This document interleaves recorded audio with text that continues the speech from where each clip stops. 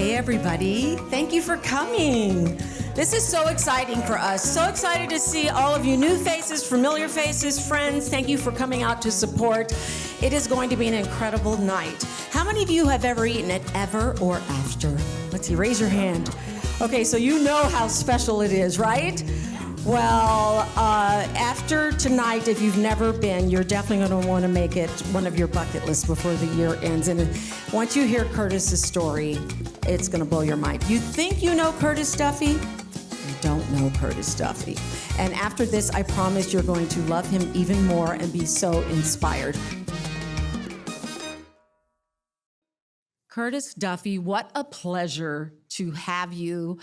You are my first live Supper with Sylvia podcast. I am so honored that you chose this.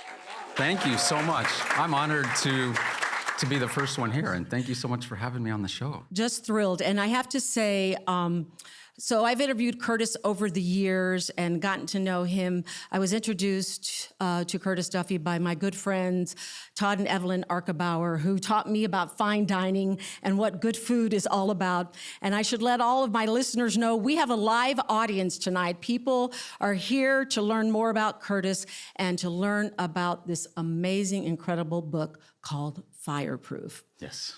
Okay, so I've read this book, and I'm calling it a jaw-dropping page-turner because you are not going to believe what you're about to learn about Curtis Duffy. So Curtis, why did you write this book? And I love the name, and throughout the book, we go back to the whole Fireproof thing. Yeah. Why did you write this book? It's raw and it's very vulnerable. It is. Fireproof for me it is my transformation through adversity, and it is, all those stories that led through that process, through my childhood, through my adulthood.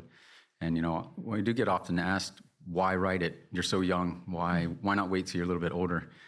It was the right time, it was the right place. I had a beautiful friend, Jeremy Wagner, that I trusted deeply to tell my story. And we embarked on this together with that same ambition to not really sugarcoat anything and make it brutally honest as much as possible. And, when you're able to tell a story to somebody you dearly trust, to have your voice, it makes the process a lot easier. So let's talk about your parents. Let's get right into this. Why not? Yep, here we go. So your parents divorced when you were very young. Your father comes home one night and he finds your biological mother in bed with another man. You're just 3 months old. Yes. Your brother, who's maybe a year older than you, he's there. It's just the two of you. Your father finds this man. He beats the man up practically. Well, he leaves him unconscious. Yes. And he decides he's going to grab your brother and go to Colorado, and he leaves you with your mom because he says he's young. He needs to be with his mother. So off goes your father and your brother to Colorado. Tell me what happened after that.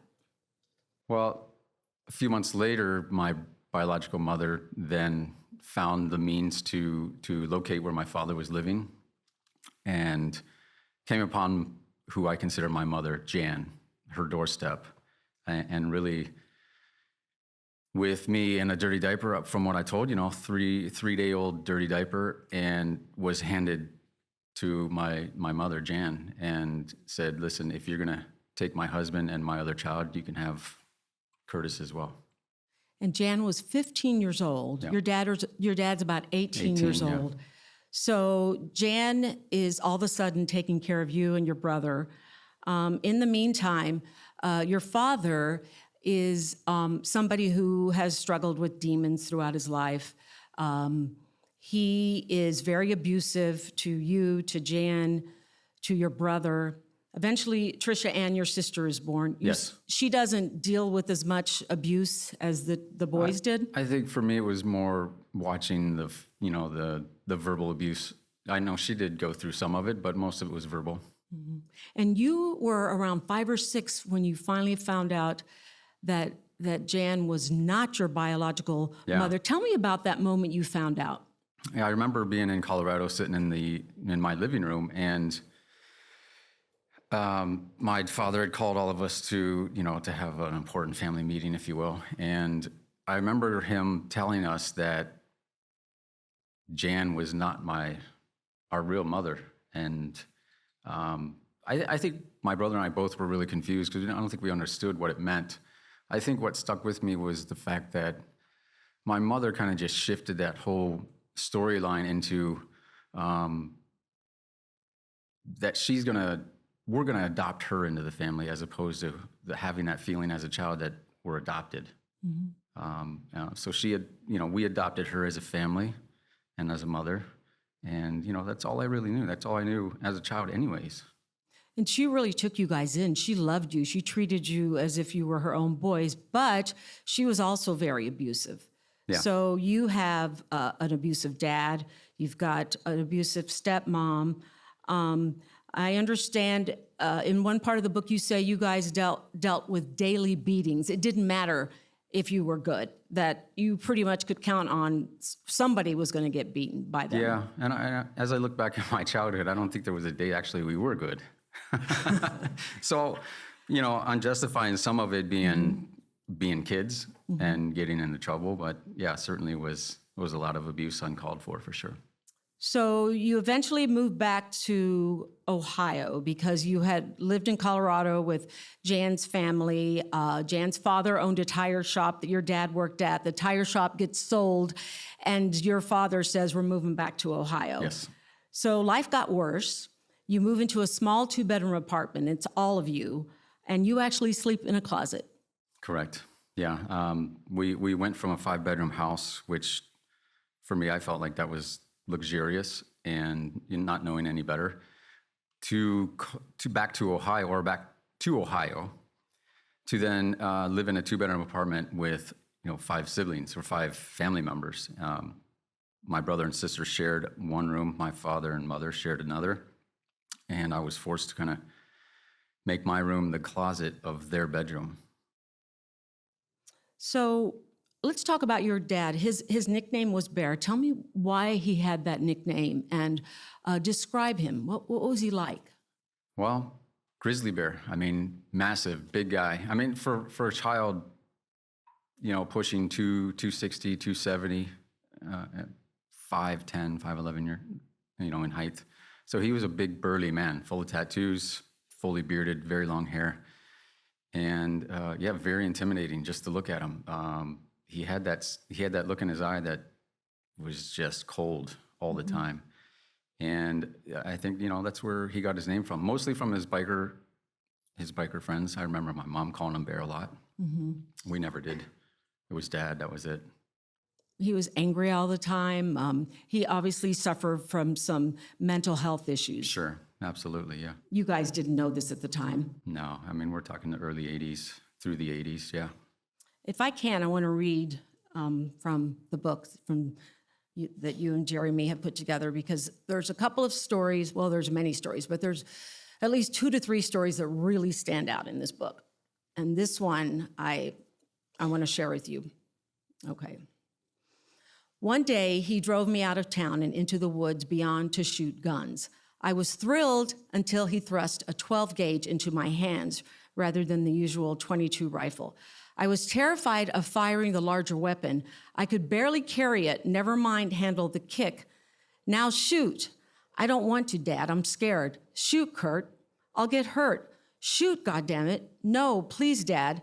Shaking, I began to cry. At first, my father's silence was a relief, and then I turned around. My father stood shouldering his own shotgun. He had chambered a round of buckshot, stepped forward, and pushed the barrel of his 12 gauge into my forehead. You're going to shoot that fucking shotgun like a man right now, or I swear to God, I will kill you. Tell me about that day. Well, it's terrifying, right? As a child, I'm terrified now. Yeah. It's, hearing somebody else read that, it's terrifying. It brings me right back to that place. And as I said, one of many stories which, a lot of people would probably want to bury this and not bring it to the surface again. Is this helping you? Well, that story came about through a long flight. A lot of my stories were buried in the past. And, as adults, we want to bury things that we don't want to deal with. I dealt with that a lot through my childhood and through my adulthood, was just burying stories constantly, just hiding them away. That became the very normal thing for me. And through, I guess, altitude is what I'm guessing, through those long flights, traveling to and from Miami, and then through business travel, these stories would come about in my head as, as I'm in flight and reliving these moments that I had thought I had forgotten. Mm-hmm.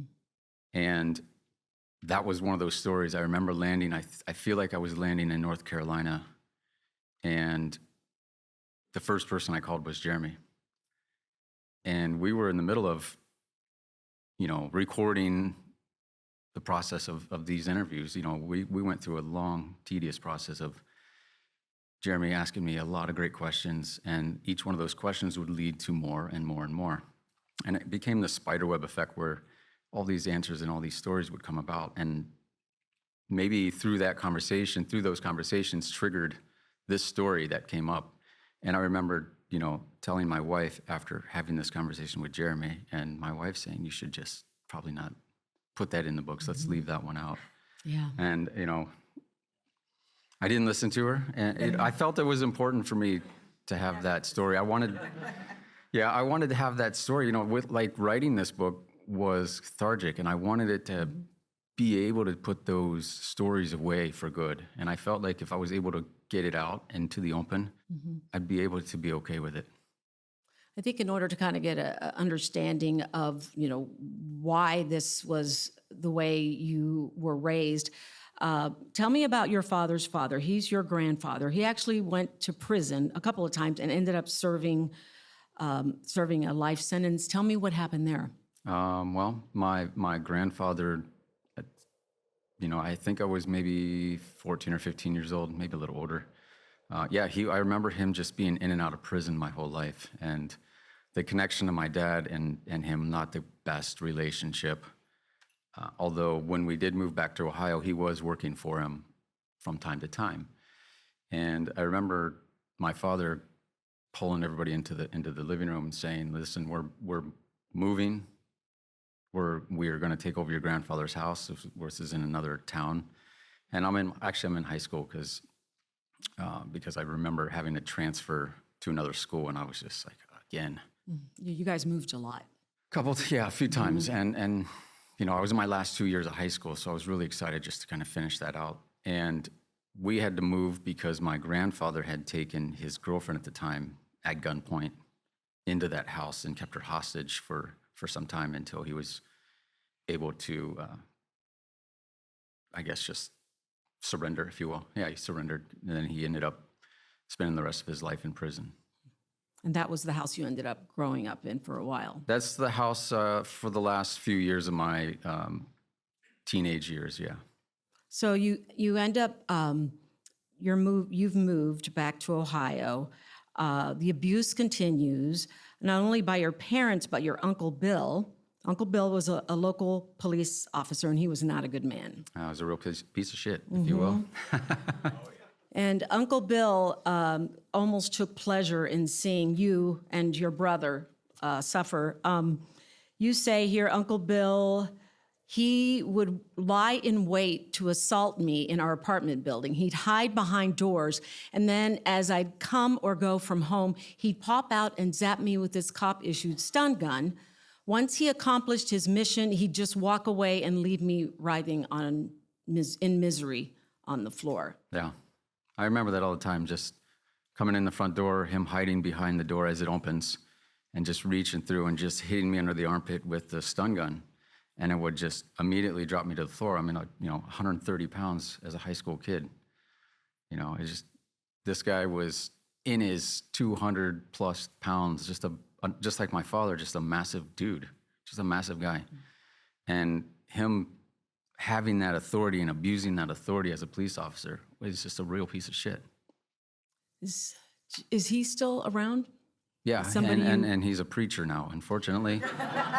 Really? He's a Wow. Christian preacher, living the life of that. Wow, unbelievable. Denying everything, Yeah. of course.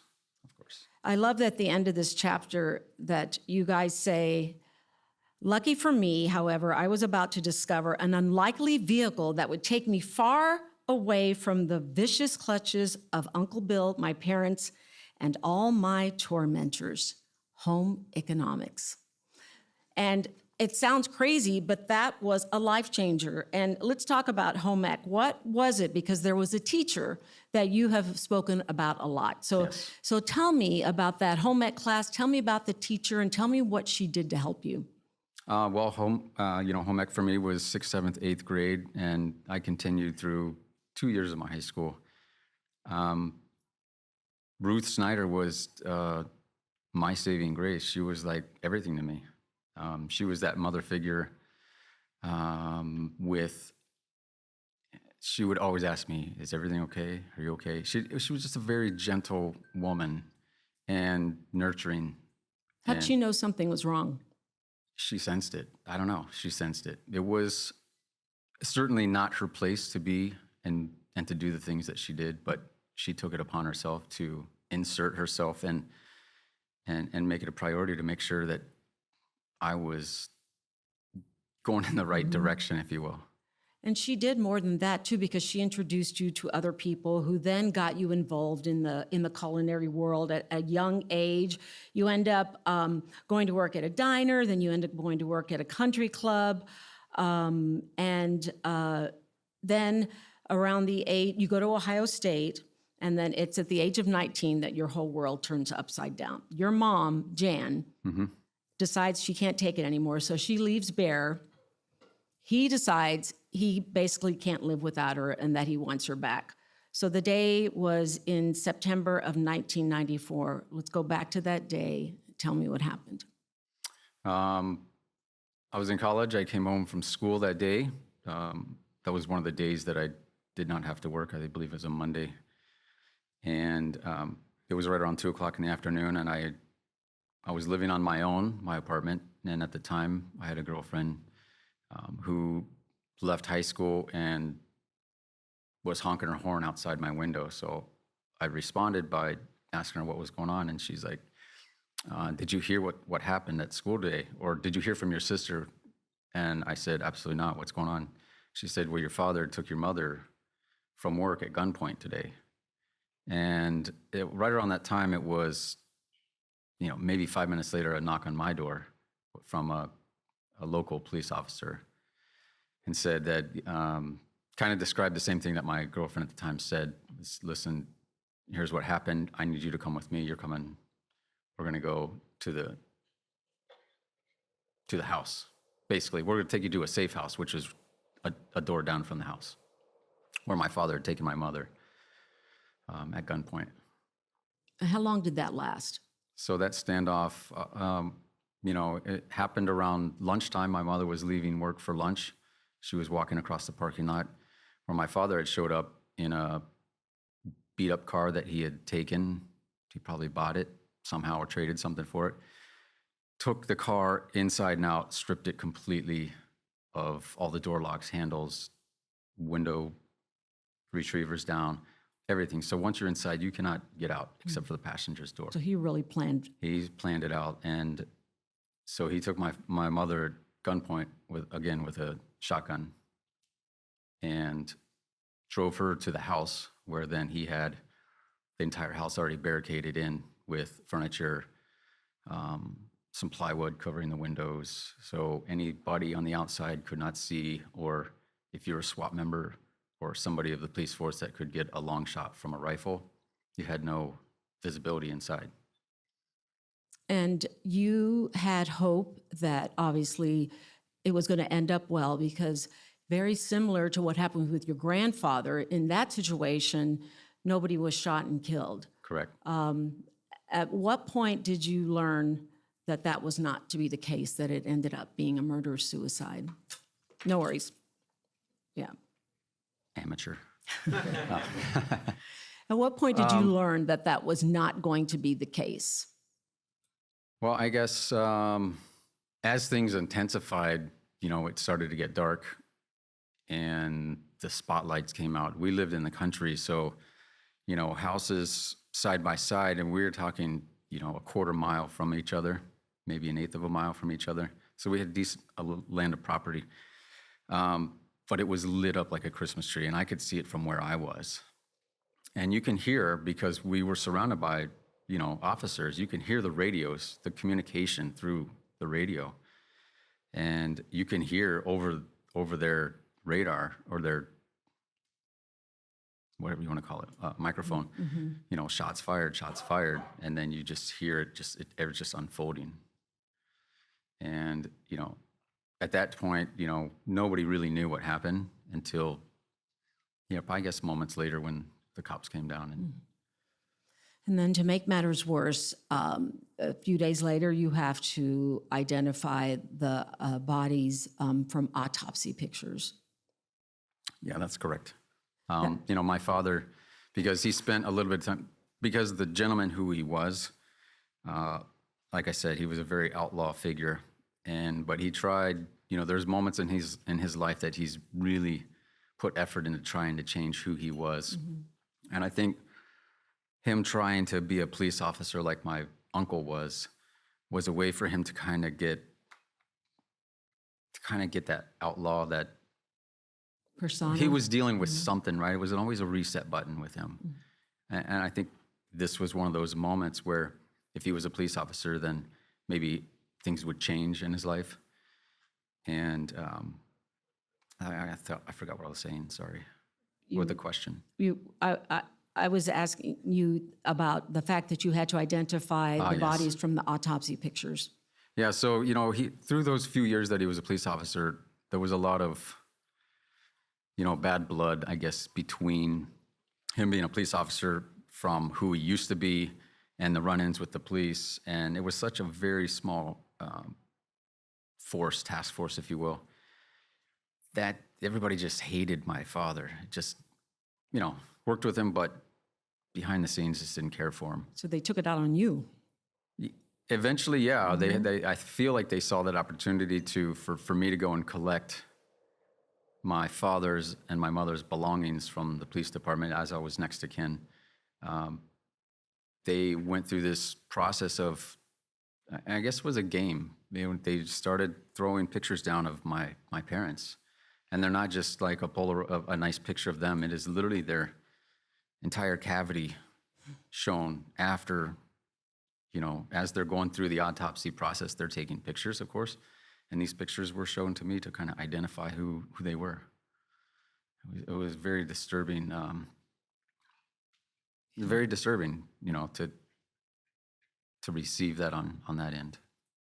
So after all of this happened, you go back to the house where tear gas had been thrown in and the place is a mess, but you're being told, go back in there, salvage what you want, salvage what you can. So you go back into the house and you find this blue notebook in the house. Tell me about that notebook. What was in there?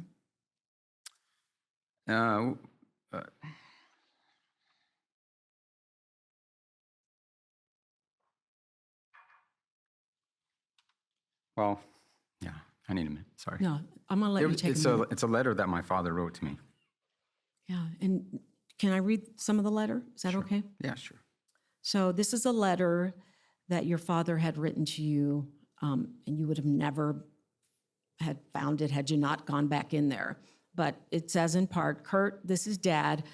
I'm telling you from my heart that you're a very special young man. I wish I could tell you how proud I am of you. You'll be a great chef. No doubt in my mind, you'll be one of the best in the world someday.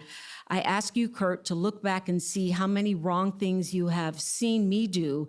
And please don't walk in my footsteps because you'll be in a world of pain, hate, and sure won't be loved and won't be able to show love. So please be a better person than I was. I know you can. Remember, I love you, son, and always will. My love, your dad. That was the first time that you had found out that your father, that he ever said he loved you. Not that he, no, that's not the first time that he said it as a child. It was very rare to hear him say that. I know deep down that he did love us and our family, of course. It was just not something that was normal for him. It was very hard for him to say, to be emotional, show emotion at all. You write about how that it haunts you to this day that you had to see that after he had already passed.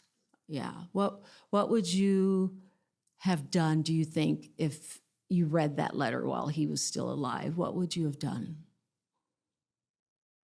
Well, I mean, it would have been just a beautiful moment. I think it was just for not getting that validation from him as a child and then also into my young adulthood.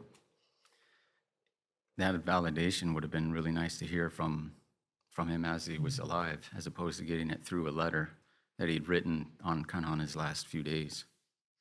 So despite all of this, you are getting involved in the culinary world. It's your kind of your respite. It's your getting away from all of these horrible things.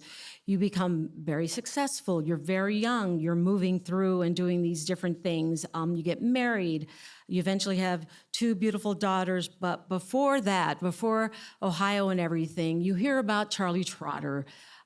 You've seen his cookbooks. Tell me what that was like, because he inspired you to move to Chicago. Tell me about that. Yeah, I stumbled upon his book in John Sousa's office. John Sousa was a chef that I was working for, and John Sousa, for me, is like one of the best chefs that I've ever worked for because of his fundamental skills and fundamental base culinary, very fundamental cooking ability, and such a great teacher as well, and a great family man.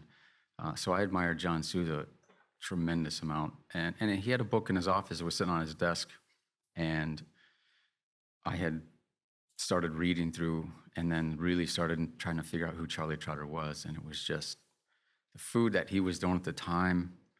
This was really right when the internet was just starting up. And it was anything I could do to figure out daily information on Charlie Trotter. I was searching him out. And so you decided, I need to meet this man. I decided I'm coming to Chicago one way or another. And my good friend at the time, Regan Coivisto, called the restaurant and said, what does somebody have to do to come and work there? And, they said, you have to come and stage for a week or 2. And then we'll see if you're available for a job, if we want to hire you. So I made arrangements to come here and spend a couple weeks in the kitchen, and I knew this is exactly where I wanted to be, where I needed to be. What was that experience like? When you talk about Charlie Trotter today and you think back on your experience with him, how much did you learn? What was that experience like?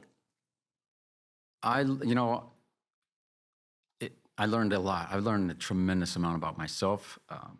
Personally, it was the best kitchen it was the hardest kitchen I've ever worked in, including my own kitchen. It was so demanding and so tiresome and beautiful, and every emotion through that 3.5 years that I was there. I look back on so many things that I do on a daily basis. I can reference moments to that kitchen, to that restaurant, and it's a beautiful thing. It really is. Yeah, the legacy he left behind, so many chefs that can say the same thing. And we all know, we've heard the Charlie Trotter stories. He was a tough guy to work for. Sure, absolutely. And, but rightfully so. I think, how can you not be? If you want the best, you demand the best from your staff, you have to be tough. So you work with Charlie for about 3.5 years. You end up going to Trio in Evanston with Grant Achatz. You guys open up Alinea, and you're killing it. And then you end up going to Avenues at the Peninsula Hotel.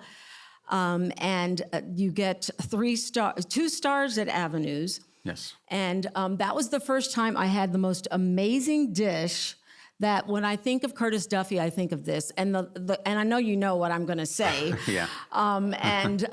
We all know. And it's this amazing, it's a stemless glass, and it has the most amazing concoctions of flavors and mixes, and you dig into this thing, you're like, oh my gosh, what am I eating? So tell me, what am I eating? It's so good. Describe this to them. Well, this happened to be a beef dish. No, I'm kidding. No. So this is the Alaskan king crab. I'm a chef that, I set out to be the chef that not necessarily needs to be groundbreaking, but I'm not the guy who I'm not a chef who wants to repeat things. I don't want to be known for a certain dish. And ironically, Sorry. this You dish are. this dish is one of those dishes where it's hard to take off the menu, although it's not currently on the menu and hasn't been for some time. It is know. Alaskan king crab, cucumber. It has a beautiful elements of cucumber, some citrus, yuzu. It's just one of those beautiful moments where it is in a stemless martini glass. For most of you may have seen it already if you've eaten it ever. It has this sugar tweel that just kind of levitates over the top of it, that we're able to build, some elements of what's in the dish, but also what's on top, and golden trout roe and lemon verbena. It's just amazing, the combinations. Like, you love to try different things, and some of the stuff that you put together is just incredible. What makes you think about marrying these different flavors? Well, it comes from eating a lot, right? It's about always having. It's weird that we walk through the kitchens as chefs and we're always tasting things and trying things. And sometimes those flavors will linger longer than you expect, and then you go to try something else, and then it's the really magic happens where it's like maybe you just had an espresso and now you're having caviar, and the two of them are like an interesting flavor on your palate. So you can act on it, you write it down, or you store it away in your brain. And those are those moments where when we start creating, we start thinking about new dishes, that's where it kind of stems from. Because I think in a weird way, everything can interact with one another if it's done with the right amount of finesse. Well, that is done with the right amount of finesse. It is so good. Okay, so we're going to move on now. You end up leaving Avenues, and then you start building Grace. We're not going to get too much into Grace, except to say it was a beautiful, amazing restaurant. You end up getting 3 stars, closed because of a bad investment partner. And now here we are. That must have been so hard for you, but wow, here we are now at Amazing Ever and After. You're doing some incredible things there. But as you're building Grace, you decide to do this documentary. And you do the documentary, and it's almost time for that documentary to come out. And you realize that during that documentary, you kind of unexpectedly tell this story about what happened with your mom and dad. And you realize, I need to let my daughters know about this, because if they see the documentary, or if someone might say something to them. So when I think of everything that you've been through, that had to be one of the hardest days of your life. To tell your daughters about what happened. How did you handle that? Yeah, it was important to me that they didn't find out through somewhere else, that it came through my voice. It was my story. And I didn't want them to, it was released out on Netflix, so the availability for anybody to see it, kids their age or their parents could easily have seen it, slipped up and said something to them while they're at school. And that's what I thought was going to happen, was one of their friends would say something, and my daughter's not hearing it and understanding what happened to their grandparents. Was not fair to them. Mm-hmm. So I made it a point to sit down with them and tell them.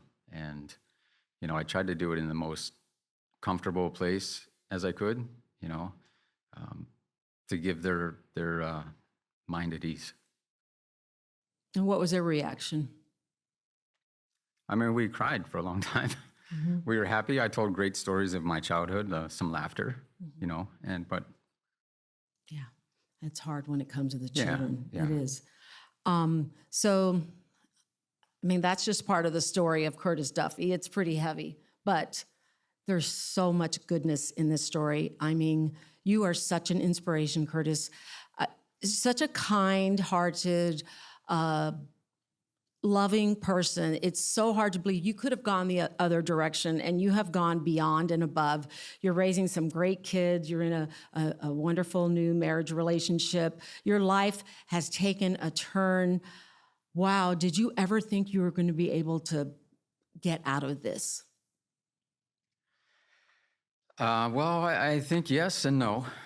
As a kid, you think how. You don't know how. You don't have the right tools to overcome some of these things.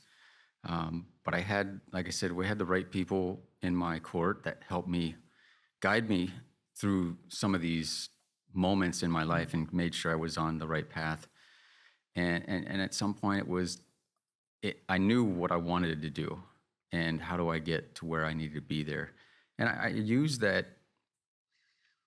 burning desire inside, if you will, from my parents' death to really stick the blinders on and drive this thing forward, because I wanted nothing to do with how I was raised, how I grew up, and I wanted everything better. I wanted to be as far away from it as possible. And the only way that I felt that I could do that is to put my head down and work extremely hard at what I thought I was good at. Okay, let's all take a deep breath. Because now let's have some fun, shall we, Curtis? I think you deserve it, okay? Let's talk about The Bear, the show, The Bear. How ironic, first of all, that there's a show called The Bear and your father's name was The Yeah. Bear. I'm sure you've given that some thought. A lot of people have. Yeah.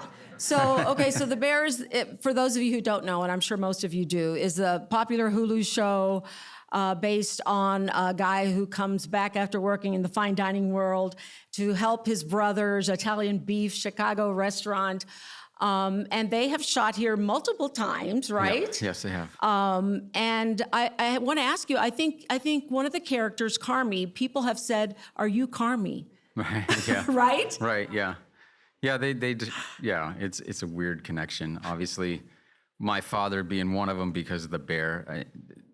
They certainly didn't name the show after my father. And I think just being a chef, there is such that connection of what it is. So people started trying to connect the dots in a weird way, but it's their story.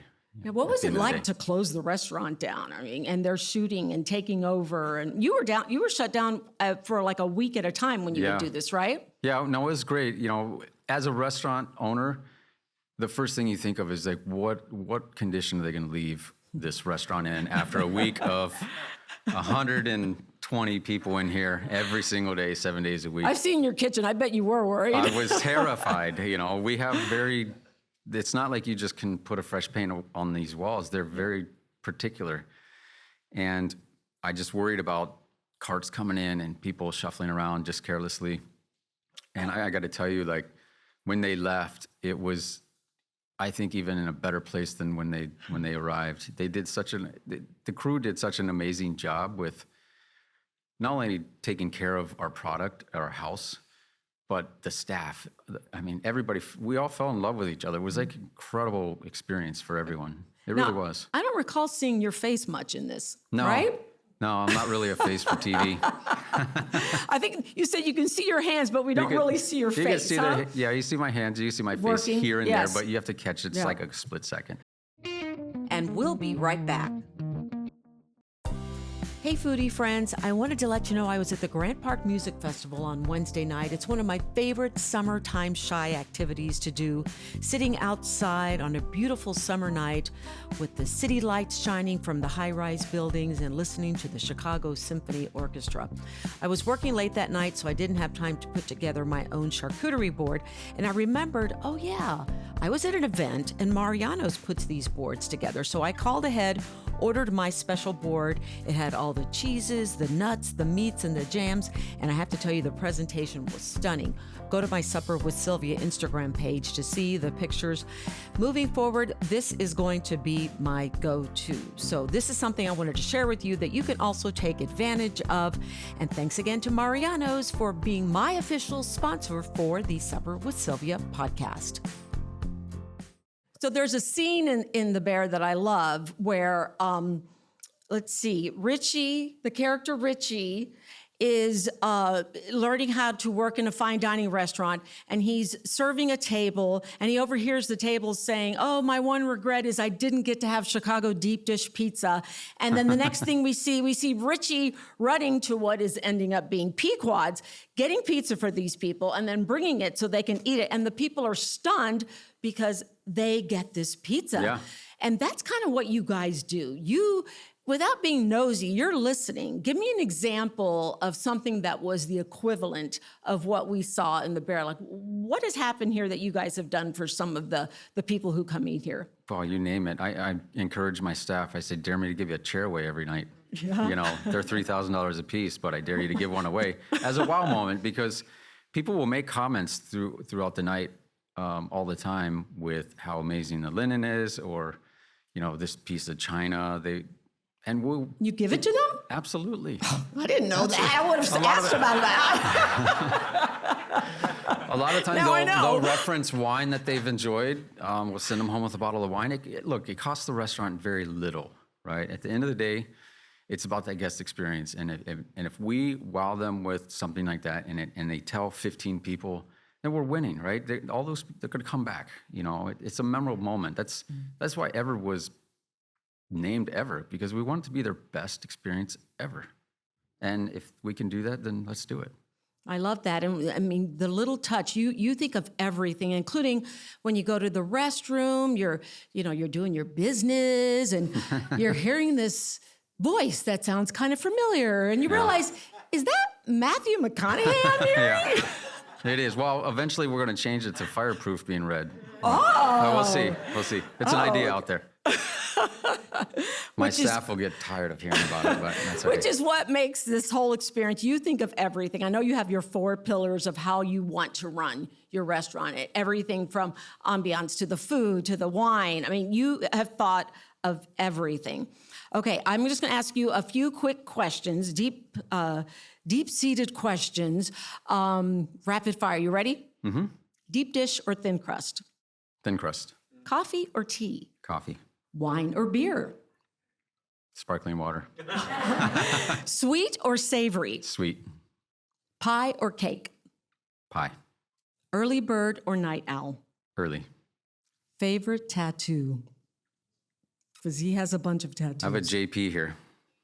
It's for my wife's initials. Okay. That's very good answer, Curtis. Thank you. She's sitting in the front row. Good answer. I know. But actually, your father gave you your first tattoo, didn't he? He gave me a couple of them. Yeah. You know, I have a few ones that are, as we go through life and we get tattoos, right, they all have certain meanings. My father gave me my first one, which is incredibly meaningful to me because it says "Love, Dad" on the back of it. He gave me my second one, which is down here. The JP means a tremendous amount to me also. And then I recently got a new tattoo of 2 dog prints with my daughter, and she actually helped give the tattoo. So she did some of the lines and some of the shading. So we got matching tattoos, and for me, that's so memorable. Yeah, those are the moments that I enjoy. And finally, if you could cook for anybody in the world, because you have cooked for a lot of people, a lot of well-known people, who would you want to cook for? It's pretty obvious, my parents. Yeah. Yeah, I think just having them in the restaurant, having them see what I do every day. I know they would be proud. I have absolutely no doubt. Yeah. The name of the book, again, is Fireproof, Memoir of a Chef, and it is so inspiring, and it is my honor to have been able to do this interview with you, Curtis. Thank you. You have inspired me. If somebody can go through something like this, you are just the perfect example of how it's all about your attitude and you can survive anything with the right mind. Well, thank you so much. It's been an honor to be here, and thank you so much for allowing me to be your very first host or very first guest on your live podcast. So I have one final question. When is that crab dish coming back? Ironically, very soon, I Okay, promise. I'll be coming. Let me know. Curtis Duffy, thank you so much. Let's go sign some books and have some fun.